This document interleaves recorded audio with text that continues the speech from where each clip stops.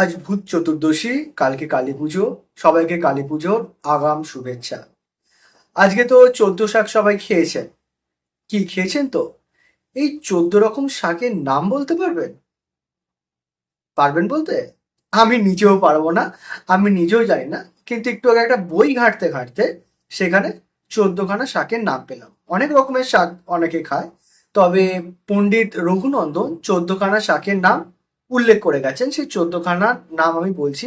অনেকেই হয়তো অনেক শাক চিনতে পারবেন না, তাই নামগুলো একটু উল্লেখ করছি। যদি কেউ জানেন তো ভালোই।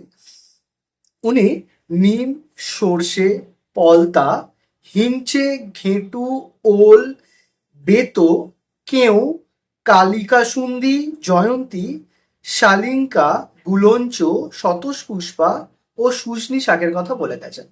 এর মধ্যে অনেকগুলোই আমরা জানি না। আহ বাকিগুলোই আমরা বাজার থেকে যেগুলো কিনেছি সেইগুলো 14 রকম শাক আছে কিনা জানি না, সব তো কুচিয়ে দিয়ে দিয়েছে।